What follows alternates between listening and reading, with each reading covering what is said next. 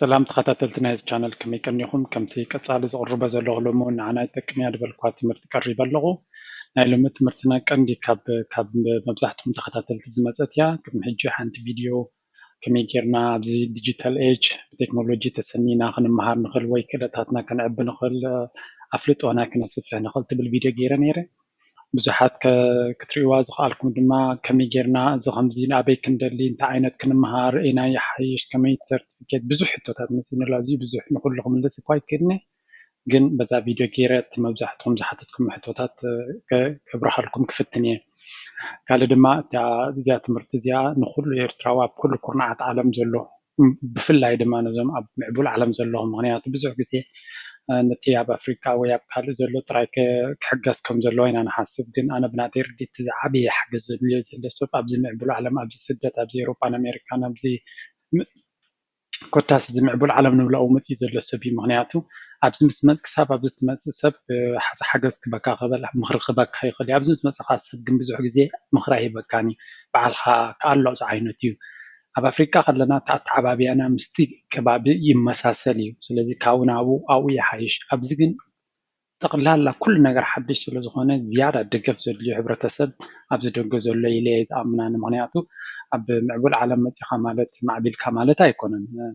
ኣብ ምዕቡል ዓለም ማዕረቲ ደረጃ ትምዕባለ ንክትበፅሕ ከቢድ ስራሕ ከም ዘድልየካ እዩ ዝፍለጥ ካብ ኤርትራ ንሱዳን ክትስደድ ከለካ ትፍልለይ ንእሽተይ እዩ ቁሩብ ቋንቋ ይቕየር ይኸውን ካብ ኤርትራ ንኤሮፓ ወይ ንኣሜሪካን ተመፂኻ ግን ሰማይን ምድርን እዩ ትፍልለይ ስለዚ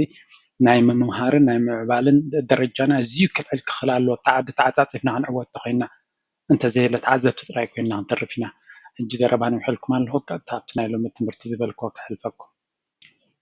ናይ ሎሚ ትምህርትና እምበኣር ከመይ ጌርና ኦንላይን ንምሃር እንታይ ዓይነት ቴክኒካትን ትሪካትን ክንጥቀም ንኽእል ወይ ብከመይ ዝያዳ ነቲ ትምህርትና ውፅኢታዊ ክንገብሮ ንኽእል ኢና ክንርኢ ስለዚ ቀጥታ ናብታ ቀዳመይቲ ነጥብ ቅድሚ ሕጂ እውን ጠቂሳ ነይረ ስለምንታይ ኢና ኦንላይን ክንመሃር ንመርፅ ወይ ስለምንታይ ኦንላይን ምምሃር ተመራፂ ክኸውን ይኽእል ንዝብል ኣርስቲ ቅድም ክንፈልጦ ክንክእል ኣለና እቲ ቀዳማይ ምክንያት ክኸውን ዝኽእል ኣብዚ እቲ ትፈልጦ ኣብ ኦንላይን ወይ ኣብዚ ዲጂታል ፕላትፎርምስ ንምሃሮ መብዛሕትኡ ፕራክቲካል እዩ ቴዎሬቲካል ኣይኮነ ምክንያቱ ቴዎሬቲካል ሰብ ክመሃሮ ኣይክእልኒ ያው ምስቲ ቪድዮ ምኳኑ ምስቲ ግዜ ዘድልየካ ክትመሃሮ ይትኽእልኒ ስለዚ መብዛሕትኦም እቶም ኢንስትራክተር ዝሳቡ ነቲ ትምህርቲ ፕራክቲካል ሰሓቢ ዓይነት ክገብርዎ እዮም ዝፍትኑ ምክንያቱ ኣብ ዩኒቨርሲቲ ሓደ ፕሮፌሰር ምስ ተቆፅረ ያ ደሞዝ ኣለዎ ነግድን ኣይኮነን ክሬቲቭ ክኸውን ኣይግደድን እዩ ኣብዚ ዲጂታል ፕላትፎርም ግን ክሬቲቭ ተዘይኮይኑ ስራሕ እውን ክረክብ ስለዘይክእል ኩሉ እቲኦማው ዘለዉ ኢንስትራክተርስ ብዘይገድስ ደረጃ ትምህርቶም ክሬቲቭ እዮም ክሬቲቭ ነገር ካብ ክምህሩካ ይኽእሉ እቲ ትመሃሮ ድማ ብዘይገድስ ኣበይ ናይ ዓውዲ ደሊኻ ኣለካ ናብቲ ዓውዲ ንስኻ ክትደልዮ ዘለካ ከቕርበካ ዝኽእል ኢለ እየ ዝኣምን ኣነ ፕራክቲካል ንዓይ ከምኡ ኮይኑ ትጥቕምኩም ኮይኑ ስለዝረኸብኮ ማለት እዩ ካልኣይ ድማ ዘይተኣደነ ፍልጠት ከም ሎሚ ፍልጠት ሓሲሩ ይፈልጥን እዩ ዳትስ ዋይ ካዘይንመሃሮ ዘለና ብጣዕሚ ዘሕዝን ፍልጠት ዝበለፀ ዝጠቅም ንዓና ንኩሉ ኣብ ዝበለናይ ዓውድሲ ብቐጥታ ክእትወና ዝኽእል ፍልጠት ብሕሱር ዋጋ ኣሎ ማለት እዩ ቀደም ዝኾነ ዓይነት ዲግሪ ንክትወስድ ኣብ ዓበይ ዩኒቨርሲቲ ክንደይ ኣፕሊኬሽናት ክንደይ ገለመለ ሎሚ ግን ያ እታ ሳልሰይቲ ዝበለፀ ድማ ኮንቪኒየንስ ይብሎ ወይ ኣብ ዝደለካዮ ቦታ ኮይንካ ክትመሃር ትኽእል ኣብ ዝደለካዮ ግዜ ለይቲ ዲኻ ዝጥዕመካ ቀትሪ ድዩ ዝጥዕመካ ምሸት ድዩ ዝጥዕመካ ንጎሆ ድዩ ዝጥዕመካ ኣብ ዝተፈላለየ ዓይነት ዲቫይስ ካ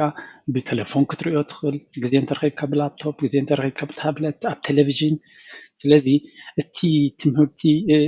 ጥራይ ሓንቲ እያ ተድልየካ ኣብዚ ዲስፕሊን ነብስኻ ገቲእካ ነብስኻ ቀፅዕካ ነብስኻ ብስነ ስርዓት ከተኺድ ምኽኣል ጥራይ ዘድልየካ ኣብዚ ዓይነት ትምህርቲ ንክትዕወት ምክንያቱ ኩሉ ነገር ነቲ ግዜኻ ኩሉ እንዲ ዝፃበኦ ዩቲብ ክትመሃር ተደሊኻ ዝበዝሕ ግዜ ሙዚቃን ደርፍን ፊልምን እዩ ዝመፅእ ሓንቲ ክንጥንቀቐላ ዘለና ከም ሕብረተሰብ ድማ ብዙሕ ኣብ ኢንተርቴይንመንት ግዜ ነጥፋ ኣለና መብዛሕትና ሚእቲ ካብ ሚእቲ ድሕሪ ገለ ዕድመ ክንጣዓሰሉ ምዃንና ርግፀኛ እየ ምክንያቱ ኦልሬዲ ብዙሕ ሰብ ዝጣዓስ ስለዝርኢ ግዜና ነጥፎ ኣለና ገለመለ ምጣዓስ ኣይኮነን ዘደሊ ክትቅየር ኣለካ ካብታ ዘለካያ መዓስ ጀሚረ ስለምንታይ ከምዚ ኮይኑ ክሳብ ሕጂ ግዜ ጠፊኡኒ ከምኡ ዝበሃል ነገር የለን እታ ዘላትካ ብሕጂ እውን እታ ዘላትክ ብሕጂ እውን ኣገዳሲት ግዜ ስለዝኾነት ዋላ ንእሽተይ ስጉምቲ እውን ትኹን ክትቅይር ክትፍትን ኣለካ እዚ ትምህርቲ ናተይ ድማ ዝያዳ ኣብ ከምኡ ንክሕግዝ ኢለ እየ ዝገብሮ ዘለኹ ካብቲ ንሪኦ ዘለና ካብቲ ኣነ ዝብሎ ዘለኹ ተበጊስና ብዙሓት ብጣዕሚ ዘሕጎስ ብዙሓት ሂወትና ክንቅይር ክኢልና حدش معرف نخفت لنا نجمر لنا تقولون لهم بتعميد ما زحقوس بزح إنرجي دما هيبن لسو توم تريفنا دلنا ولا نشتي بيبي ستيبس تكون نشتي سقمتون تكون كنكير كنفتنا لنا معناته ماني نجيب لك قالو انا يكون قالو يكون بزي قدس تتملخت معها اذا قدس يهم وين يسمعني اذا قدس الناس لزغونه كلنا انت تغيرنا يطعمنا مراي كفاناني ስለዚህ ተቀዳመይቲ ኣዝዩ ጠቃምን ኣዝዩ ተግባራዊ ዝኾነ ትምህርትን ብሕሱር ዋጋ ድማ መብዛሕትኡ እቲ ዋጋታት ኣብዚ ሕጂ ኣዝዩ ሕሱር እዩ ለትሰይ ሓደ ዲግሪ ኣብ ኣሜሪካ ክትገብር ክንደይ ዋጉ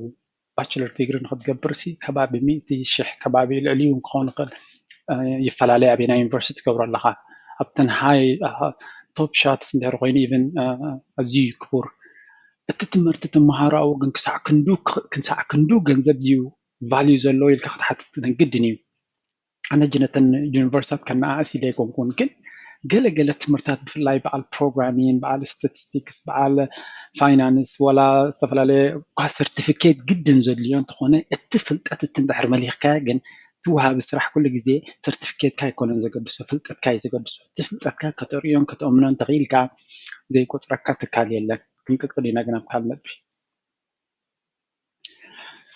ማእሲና ክንጥቀመሎም ዘለና እዚ ሕጂ ብዙሕ እዩ ዝረክብ ዘለኹ ተተማሂርና ከይጠቕመና ድዩ ኣብ ስራሕ ክንረኽበሉ ንኽእል ዲና ገለ መለ ዝተፈላለየ ሕቶ ይመፅን ኣሎ ቀዳማይ እዞም ዲጂታል ፕላትፎርምስ ኣበይ ንጥቀመሎም ኮይኑ ይስምዓኒ ኣነ ከም ናተይ ማለት እዩ ካልኦት ግን ዝተፈላለየ ስትራቴጂ ክህልወና ክእል እዩ ሓድሽ ክእለት ከነማዕብል ተደሊና ንኣብነት ኮምፒተር ቁሩብ ንፈቱ ንኸውን ወይ ስማርትፎን ቁሩብ ንፈቱ ንኸውን ወይ ገለ መለ እስከ ብዛዕባ ፅዑቕ ዝበለ ክፈልጥ ደልየ ኣለኹ እትብለሉ ቅድሚ ናብ ዩኒቨርሲቲ ከይደ ክመሃር እየ ትብል ቅድም ኣብዚ ዲጂታል ፕላትፎርምስ ክትጅምር ኣለካ ምክንያቱ 10 ቅርሺ 20 ቅርሺ ከፊልካ ሓንቲ ኮርስ ሪኢካ እታ ፊልድ እትያ ምሳኻ ትኸይድ እያ ኣይትኸይድን ንኽት ኤክስፐሪመንት ንክትገብር ዓበ ሓገዝ ኣለዎ ማለት እዩ ሕጂ ቀዳማይ ሓድሽ ክእለት ወይ ሓድሽ ፍልጠት ንክንድልብ ወይ ብዛዕባ ሓደ ኣርእስቲ ብዛዕባ ሓደ ስራሕ ንክንመሃር ተደሊና መጀመርያ ከመይ እዩ ከቢድ ድኾነ ኣይከውንን ኣብዚ ክንፍትኖ ንኽእል ካልኣይቲ ድማ ነቲ ዘለና ፍልጠት ንኣብነት ኣብ ዓውዲ ፋይናንስ ተለኻ ወይ ኣብ ዓውዲ ማርኬቲንግ ተለኻ ወይ ኣብ ዓውዲ ኢንጂነሪንግ ተለኻ ወይ ኣብ ሕክምና እንተለኻ ወይ ከም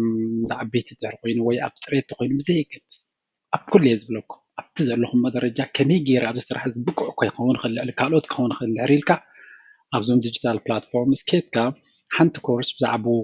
እታ ዘለኻዮ ዓውዲ እንተፅሒፍካ ንዑ ዝመስል ኮርስ ክትረክብ ትኽእል ኢኻ ትመሃር ማለት እዩ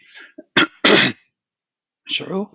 እቲ ዘለካ ፍልጠት ኣብቲ ኣርእስቲ ኣብቲ ዓውድቲ እናሰፍሐ ይኸይድ ማለት እዩ ሕጂ ብሕሱር ዋጋ ኣብ ዝጥዕመካ መሸዲ ግዜ ኣብቲ ትርፊ ግዜኻ ነቲ ዘለካ ክእለት ከተማዕብሎም ከተዕብዮም ትኽእል ማለት እዩ እታ ሳልሰይቲ ድማ ከምዚ ክመሃር ይኽእል ዶ ይኸውን የድምዕ ዶኸውን ትብል ሕቶታ ብብዝሒ ትሕዚ ሕቶታ ዘለኹ እያ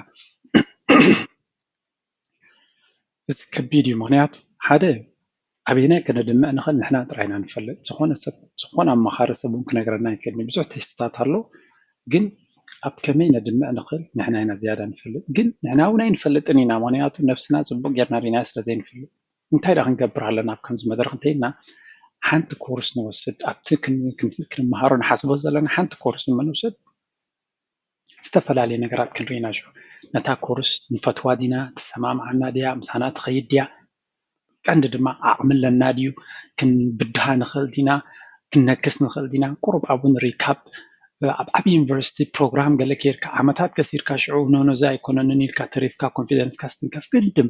ቴስት ክትገብር ኣለካ ከምዚ ዓይነት ከምዚ ነበረን ቀደም ሎሚ ግን ኣሎ እዞም ሕጂ ክንመሃር ኢና ንብል ዘለና ወይ ንኩልና ዝበለፀ ዕድል እዩ ዘለና ተጋጊና ዘይኮነስ ቅድም ፈቲና ርኢና እዚያ ኮርስ እዚያ እዚ ፊልድ እዚ ምሳይ ይኸይድ ኣይከይን ዋላ ክልተ ሰለስተ ዘይንወስድ ብዙሕ ኣይኮነን ዋጋ ናይ ገንዘብ ዘይኮነ ዋጋ ናይ ግዜ እዩ ዝኸብር 3 ዓመት ተማሂርካ ዘይሰማማዓካ ወይ ዘይዕውተካ ወይ ዘይትፈትዎ እንተኮይኑ ክሳራ ዓብዩ 3 ኮርስ ሲትካ ኣብ ውሽጢ ወርሒ 2 ወርሒ 3 ወርሒ እንተፈሊጥካ ከምዘይሰማማዓካ ወይ ከም ሰማማዓካ ተፈሊጥካ ግን ኣብ ሂወትካ ዓብይ ስጉምትን ቅድሚት ከድካ ኣለካ ስለዚ መዓስ ክንጥቀመሎም ኣለና ኣብ ከምዚ ክንጥቀም ኣብ ዘንሰለሰ ነጥብታት ዓብ ሓገዝ ገብራልና ከም ዝኽእል ክንፈልጥ ኣለና ውሃ ክንጥቀመሎም ኣለና እታ ካልአይቲ how to find the right course كمية جيرنا أنا تحزبها لتت وين أنا تسمع معنا ويتا نحنا نفتح كورس نوسد زي جيتا بليون دولار كويشن يا ويكاتا ماجيك كويشن كل سبسي انت عينت كمهارة اللي نتبل حتى نقول يا تحزنا نقول سبيع تحزو حجي أبدي حتى زياقة أبزا نبزي حجتها كان دخن فلتاسة لأن انت مثلكم انتهينا نفت وي حيلنا أبي وي انت عينت دليتها لنا وشتنا كان أبو أبتن احنا خند معلو نغل وي زيادة نفت وبحث لنا عينت فيلد فوكس انت هرجيرنا كل جزء عود يقللنا مالتيو بزح جزء كبعد حتى يا زي حد ونحر زجبر كتب لا زي كبيري مناط نهيوت حتى سلزخانة سبع لكوسن كخدالو انت هاي ترايخ جبر الكاس غير حاجة سكوابا كاخد نختوسن زي بلاتفورمز زخا أبو أبا حاجة زارلو مالتيو مناطو بوحد واجان أو أبستوسن جزين عمتات كاريخا كذا تات كاريخا دليتات كامسنات كدليت مسنات كا العمانة هيوتني غير جاي كيدن كتفلت الدلالة كمالة تجي كمية جرنا هنفلت نغلط بالقدم أبيناي بلاتفورم أنت عينت فيلد كنا مهار نغلط بالحنت فيديو جيرد له حمشت بلاتفورمز اللوا أبتحتك جبر لكم تحت زي فيديو جدا كيدكم كتريوا لكم أنت عينت بلاتفورمي أبينا عينت فيلد صغيرة يمهر نوع قدم كتريوا لكم أنت حجزوكم مالتي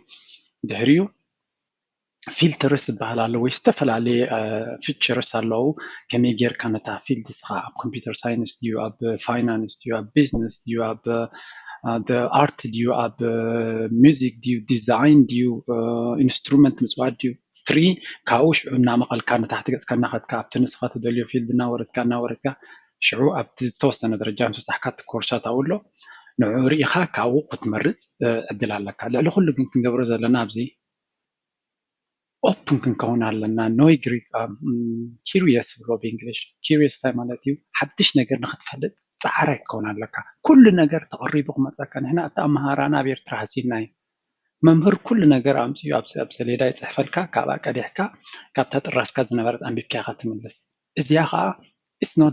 ሂወት ከማ ኣይኮነትን ኣብ ጥራስ ፅሒፉ ኣብ ሰሌዳ ፅሒፉ ዝባካ መምህር የለን ኣብ ሂወት እንታይ ማለት እዩ ባዕልካ ፈቲንካ እዩ ዝርከብ እዚ ፕላትፎርምስ ከመይ ጌርና ነው ኪዶ ኣብ ቴክኖሎጂ ኣሎ ኣብ ኣውርድዋታ ኣብ ሕጂ ንኣብነት ዩደሚ እንድሕር ኮይና ዩደሚ ትብል ኣፕ ኣላ ኩርሴራ እንተር ኮይኑ ኩርሴራ ትብል ኣፕ ኣላ እቲ ፕላትፎርምስ ኤድክስ ተኮይኑ ፈትንዎ ኤክስፐሪመንት ግበሩ ፈትኑ እተው ተናኸፉ ካብኡ እዩ ዝመፅእ ልዕሊ ኩሉ ሓንቲ ክብላ ዝደላ ኣብዚ ግዜ እዚ ኤርትራውያን ብሓፈሻ ከይንጋገ ብዙሕ ኢና ንፈርህ እንተዘይተጋጊና ግን ክንምሃር ኣይንኽእልና መን እዩ እቲ ዘይጋገ ትፈልጡ ዶ እቲ ዘይፍትን ጥራይ እዩ ሓንቲ ከይፈተነ ኣብ ሓንቲ ኣንጎሎ ተፀጊዑ ዝውዕል ሰብ ኣይጋገን እዩ ምክንያቱ ኣይተዛረበን ኣይፈተነን ዝፍትንን ዝሰርሕን ኩሉ ግዜ ይጋገ ካብ ጌጉ እዩ ድማ እቲ ዓብዪ ዓወትን ትምህርትን ዝመፅእ ሓደ ነገር ሎሚ እንተተጋጊኻ ኢኻ እታ ጌጋኻ ስለትፈልጥ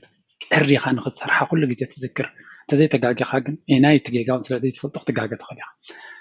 እንታይ ንማለት እየ نفتن كنا بت platforms لعلن تحت نقول حدا جزء تنكسر نخلينا جنزب yes it's part of the game جنزب تخسروا له جزء له اتميات تخسروا له جزء له قالوا هي وقتكم يا أنا زحق زوجكم زلوا التي حنت خي كبرنا خي تعرف أبي وقتنا كان مجوني يعني رتها زيادة التعس زجبرنا ده كونس كن جبرز جبعنا زي جبرنا ويكون جبران دلي زي جبرنا سلزي بفتان أين حماق معناته سلزي أبدي كورس أبتا تحت كورس نزوت إحنا غانتا كرر لنا ريفيوز على سبات نتا كورس وسدس نتايلو كمية قيمات نايبلو معناته انت داي فتيخا نتي جنزب زخفل كال حسي خفتي هي تبلنيها قال دما تا كورس كم دي سبات فتيوم ريتنج على لو ستار صار له 5 ستار 4 ستار قال هو برسنتج على له يفعل على يجي ابزن كلتر إن دما كابتن كورسات نحن وزدنا زلنا فيلد بتعزبلت كورس بزي ديفاين كنقبران نقل بزح حسب زوسدا بزح حسب زوسدا كورس كل جزء ጽቡቕ እዩ ምክንያቱ ካብ ብዙሕ ሪቪው ስለዘሎ ርእይቶኦም ስለዝሃቡ ካብቲ ርእይቶም ክትፈልጥ ትኽእል ርእይቶ ዘይተዋሃበታ ኮርስ ኩሉ ግዜ ሓዳሽ ክትከውን ትኽእል እያ ፅብቕቲ ክትከውን ትኽእል እያ ግን ኩሉ ግዜ ኣይትፈረካን እያ በዚያ ተጀመርና ሃይሸና ኦኬ ንቐፅል በሉ ድሕሪኡ ድማ ኦኬ እዚ ሕጂ ኣበይ ጠቕመና እንታይ ክንገብር ኣለና ንመኣስ ገለመለ ኢልና ኣለና ብኸመይ እዚኣ ብዙሕ ሕቶት ሓቲት ኣለኹ ቀዳማይ ነገር ሓደ ኮርስ ንክንወስድ ተኸይና ኣብ ሓደ ፕላትፎርም ምስ ወሰና ዝሓርውን ከርእየኩም እየ ብሓንቲ ريجستر كنقبر علينا ምክንያቱ ክምዝገብ ኣለና ልካ ከም ቤት ትምህርቲ ክምዝገብ ኣለና ተመዝጊብና ኣካውንት ክንከፍት ኣለና ማለት እዩ ኢሜይልና ድዩ ፓስወርድና ጌርና ኣካውንት ክንከፍት ኢና ሽዑ ኣገባብ ኣከፋፋል ኣሎ ኣከፋፋል ኣብ ኦንላይን ኩሉ ግዜ ክንዛረብ እንድሕር ኮይና ክሬዲት ካርድ ናይ ግድን እዩ ዘድሊ ክሬዲት ካርድ ቪዛ ክኸውን ክኽእል ማስተር ካርድ ክኸውን ክኽእል ካልእ ክኸውን ይኽእል ዝተፈላለየ ዓይነት ክኸውን ይኽእል እዩ ግን ክሬዲት ካርድ የድልየና እዩ ማለት እዩ ኣብ ክንዲ ክሬዲት ካርድ ግን እንታይ ክንጥቀም ንኽእል ፔይፓል ስትራይፕ ጉግል ፔይ ገለ ዝበሃሉ ኣለዉ እዚኦም እንታይ እዮም ምስ ክሬዲት ካርድካ ኮኔክት ተትገብሮም ሽዑ ቀጥታ ናብዚኦም ፕላትፎርምስ ወይ ዌብሳይት ክትከፍል ከለካ ክንዲ ክሬዲት ካርድ ናትካ ኣይድትቦም በዚኦም ጌርካ ትኸፍል በዚኦም ሕጂ እንታይ እዮም መንጎኛታት እዮም እዚኦም እቲ ገንዘብካ እዚኦም ካብ ክሬዲት ካርድካ እዚኦም እዮም ዝወስዱ ግን ንዕዖም እዚኦም እዮም ዝኸፍልዎም ካብኦም ድማ ቁሩብ ይቆርፁ እዮም እንታይ ጥቕሚ ኣለዎም እዚኦም ሕጂ ክትስረቕ ኣይትኽእልን ሓደ ካልኣይ ድማ እቲ እንድሕር ደይ ፈቲኻዮ እዚኦም ንኣብነት ፔይፓል እንድሕር ብፔይፓል ጌርካ እንተኸፊልካ ቀጥታ ኣይኮነን ዝህብዎም ንዕኦም ክልተ ወርሒ ዝፅበይዎም ኣብ መንጎ ኣይደልን እንድሕር ኢልካ ወይ ገለ እንተጌርካ ገንዘብካ ክመልሱልካ ይኽእሉ እዮም ማለት ስለዚ መንጎኛ ከምዚኣቶም ኣለዉ ልዕሊ ኩሉ ድማ በዚኦም ክትከፍል ከለካ ፓስወርድ ጥራይ ይኸትብ ኢዚ እዩ ቁፅሪ ቪዛ ዶግሎ የለን ስለዚ ኮንቪኒየንት ድማ እዩ نغسل لما حجي تا ناي مودة نطبخ نرينا زيادة ما بزوج تحدث فورم على ديو كمية سيرتيفيكيت كاس راح يطغمنا ديو بوس راح نركب نغلدينا أبي يونيفرسيتي قبل وديوم أبس راح يقبل وديوم قال لي تبعي اللغة قدامي أم بزحتهم تم كورسات زي بعد يودمي ديو إيدكس ولا كورسيرا نوصدهم أكريديتد هيكونن أكريديتد مالت أبي يونيفرسيتي كريديت يبلو من واي معناته أكريديت كون هذا كورس ستاندرد بروسيس አለው تعينت درجة بقعت አለው ገለ መለ ብዙሕ ነገራት አለው እጂ እዚኦም أكريديت ኣይኮኑን ብዙሕ ግዜ እዚኣ ንፅርቶት ኮነን አለው ኣብዚ ስለ ዝወሰድና ክሬዲት ፖይንት ኮይነን ኣብ ዩኒቨርሲቲ ክንውስኸሉ ንኽእል ኣይኮነን ከይኮኑ ይኽእሉ እዮም የብሎምን ዘለዎም አለው ክደልይዎም ኣለኩም ኣይኖት እዮም ገለ ይትበሉን ፕሊዝ try to research yourself ምክንያቱ ማንካ ጌርካ ኣብ ኣፍካ ዝህበካ ኣይዕውተናን ኢና ኣነ ባዕልና ኤክስፐሪመንት ገበርት ክንከውን ኣለና ተሓበሬታ እዩ ዘገድስ ኣነ ዝብኩም ዘለኹ ነቲ ዘየለ ነገር ዘይፈለጥናዮ ፀናሕና የፍልጥ ኣለኹ እቲ ስጉምቲ ውሽጢ ኣቲኻ ልዕለይ ንክትፈልጥዎ ግን ንዓኹም እየ ዝዕድም ይፈልጥ ኢኻ እንድሕር ግዜ ሂብኩሞ መዓልታዊ እንተሪኢኹሞ ኩሉ ክትፈልጥዎ እዮም ስለዚ መብዛሕትኡ እቲ ኮርሳት ትወስዶ ኣክሬዲትድ ኣይኮነን ምክንያቱ እቲ ዕላማ ንዩኒቨርሲቲ ንክትኣቱ ይኮነን ኣብ ዩኒቨርሲቲ ዘሎ ትምህርቲ ብእኹል ብቅዓት ስለ ዘይብሉ እዩ ትምህርትታት ዝመፅእ ዘሎ ኣብ ስራሕ ዝሕግዝ ስለ ዝኾነ ስለዚ ንስራሕ ይሞር ጠቃሚ እዚ እቲ ንወስዶ ሰርቲፊኬት ኣብ ስራሕ ጠቃሚ ድዩ ወይ ኣብ ቦግሕ ካምፓኒታት ቆፅረና ክላዶ እዚ ሕጂ ኣገዳሲት ሕቶያ ይፈላለዩ ንኣብነት እቲ ስኻ ትኸዶ ዘለካ ስራሕ ማስተር ዲግሪ ዝሓትት ድሕሪ ኮይኑ ምናልባት ብዓቢ ካምፓኒ ናይ ቀደም ድሕሪ ኮይና ምናልባት ከይፈልጦ ይኽእሉ እዮም ግን ኣብቲ ሶፍት ሳይንስ ከምዚ ሕጂ ሶፍት እዚ ሌቴስት ትምህርቲ ከም በዓል ዲጂታላይዜሽን ኤአይ አርቲፊሻል ኢንቴሊጀንስ ወይ ማሽን ለርኒንግ ወይ ሳይበር ሴኪሪቲ ፕሮግራሚንግ ኦል እዚታት ተኮይኑ ናትካ ክእለት እዩ ዝያዳ ዘድሊ ካብ ሰርቲፊኬት ኣካውንቲንግ ወይ ሎው እንድሕር ኮይኑ ሕግታት ኣሎ ንዑ ንኸተማላ ኣብ ሓደ ዩኒቨርሲቲ ስታንዳርድ ዝኾነ ትምህርቲ ክትመሃር ኣለካ ይብሉኻ ስለዚ እቲ ሰርቲፊኬት ኣገዳሲ ክኸውን ይኽእል እዩ ኣብ በዓል ፋይናንስ ኣብ በዓል ገለመለ ማለት እዩ ኣብ በዓል ኣይቲ ገለመለ ግን ንስኻ ኣዝኻ ብቅዓት ዘለካ በዚኦም ጌርካ ኢትካ ወይ እንተኮይኑ ኣይደልን ኢኻ እውን ስራሕ ናትካ ስራሕ ክትፈጥር ትኽእል ኢኻ ናትካ ካምፓኒ ክሬት ክትገብር ትኽእል ኢኻ ወይ ኬትካ ንካልኦት ንኣብነት ዲጂታል ማርኬቲንግ እንድሕር ትወስድ ኣለካ ብዲጂታል ማርኬቲንግ 2-3 ኮርስ ወሲድካ ኣብኡ እንድሕር ኺኢልካ ትኽኢልካ ናብ ሓደ ትካል ኬትካ ሄይ ኣነ ማርኬቲንግ ገብረልካ ዓማዊልካ ድማ ብ100% ክውስኸልካ እንድሕር ሓቂ ኮይኑ ክፋለ እንተዘይኮነ ግን ፀገም የለን እንድሕር ኢልካዮ ዝኾነ ትካል ቆፅረካ ይኽእል እዩ ስለዚ እቲ ትምሃሮ ዓይነት ፊልድ ይፈላለዩ ሰርቲፊኬት ድማ የድልየካ የድልየካን ኣብ ከመይ መድረክ የድልየካ ብዩ ይፈላለ ማለት እዩ ስለዚ ኣብ መወዳእታ እቲ ክእለት ዲኻ ትደሊ ዋላ ወረቐት ኢኻ ትደሊ ትሕቶ ወረቐት እንድሕር ኮይኑ ዘድልየካ ሜይባ የድልየካን ኣብዚ ክትከይድ ኣነስ ፍልጠትን ክእለትን ካልእ ድማ ነቲ ፍልጠተይ ከስፍሕ ወይ ድማ እቲ ክመሃሮ ዝደሊ ዘለኹም ሳይ ከይዲ ኣይከይድን ነዚታት እንድሕር ኮይኑ እቲ ዕላማኻ ግን ኣነ ናብዚ ከይድና ክንመሃር ኣለና እየ ዝብል ብፍላይ እቶም ኣብ ዲስታንስ ለርኒንግ ኮረስፖንደንስ ንብሎ ነበርና ካብ ርሑቕ ዩኒቨርሲቲ መሃር ዘለዎም ምናልባት ፅቡቅ ክኸውን ይኽእል እዩ ግን እዚ ይሓይሽ ይብል ኣነ ምክንያቱ ካብቶም ገሊኦም ዲስታንስ ለርኒንግ ዝመርሑ ዩኒቨርሲታት እዚኦም ፕላትፎርም ይሕይሉሎም እዩ ምክንያቱ ሬቮሉሽን እዮም ዝገብሩ ዘለዉ ኣብ ትምህርቲ ማለት እዩ ሕጂ ሓንሳብ ቅልጥፍ ቅልጥፍ ኢለተን ኮርሳት ከርእየኩም እየ ከመይ ኢልና ክንመሃርን ከም ንኽእል እዚኣ ሕጂ እዚኣ ንሪኣ ዘለና ሕጂ እዚኣ ዩደሚ ትበሃል ኣነ ካብተን ናተይ ፌቨሬት እያ ምክንያቱ ብዙሕ ግዜ ስለ ዝጥቀመላ ወይ ይጥቀመላ እውን ስለ ዝነበርኩ ብዙሕ እየ ዝጥቀመላ ሕጂ ኣብዚኣ ሜንዩ ኣላትኩም ኣብዚኣ ሜንዩ ወይ ከዓ እቲ ሆም ማለት እዩ እታ ሆም ናታ ከምዚኣ እየ ትመስል ኣብዚኣ ኺዱ ኣብዚኣ ምስ ከድኩም ወይ ኣብኣ ከለኹም ኣብ ዘለኩም ኩሉ እቲ ፊልድታት ናቶም ማርኬቲንግ ዲዛይን ፐርሶናል ዴቨሎፕመንት ኦፊስ ፕሮዳክቲቪቲ ኣብ ኦፊስ እዚ ማይክሮሶፍት ገለመልታት ኩሉ ብዛት ክትረኽብዎ ትኽእሉ ኣይቲ ኤን ሶፍትዌር ብዛዕባ ኣይቲ ክትፈልጡ ትደልዮም ቢዝነስ ኣብ ዘለኩም ዴቨሎፕመንት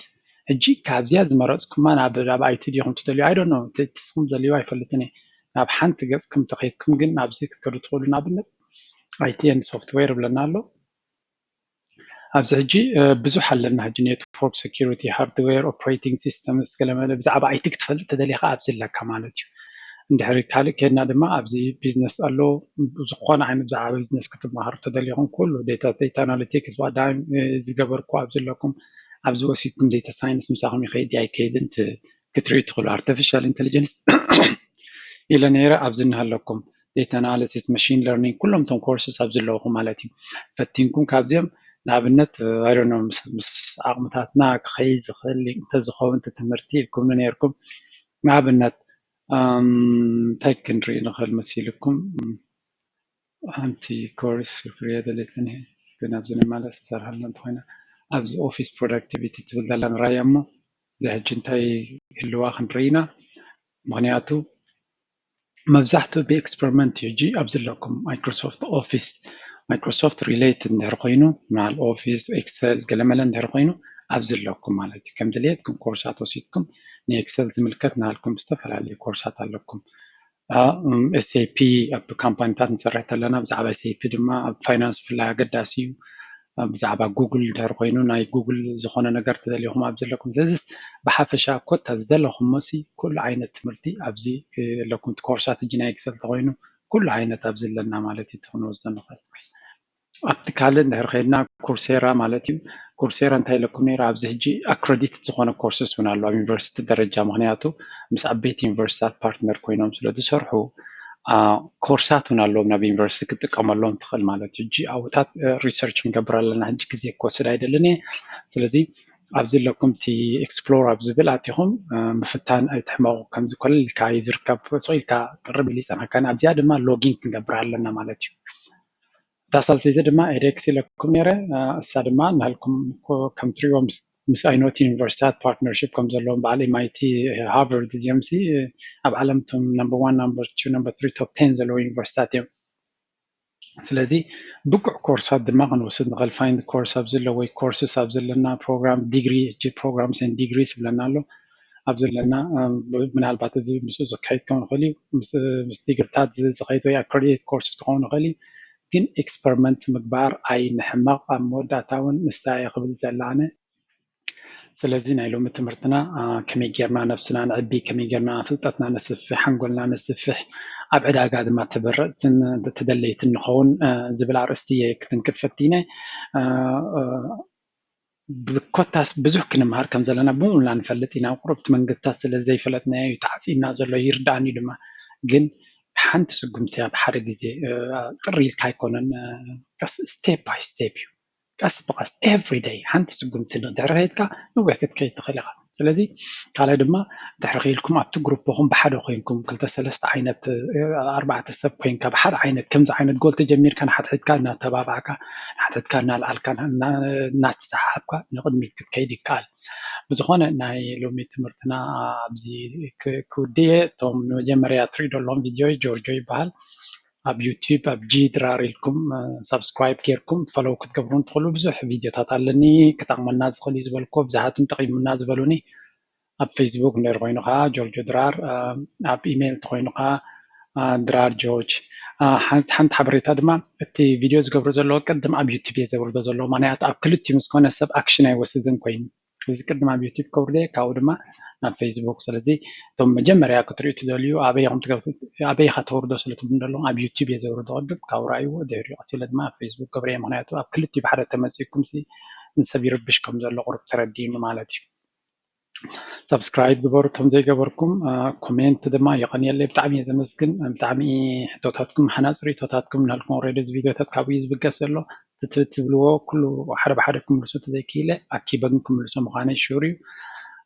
ላይክን ሼር ትገብሩ ድማ እቶም ሼር ትገብሩ ድማ ንካልኦት ኣሕዋትኩም ስለ ትጠቅሙ ዘለኹም ኣገዳሲ ስራሕ እዩ እሱ ንሓድሕድና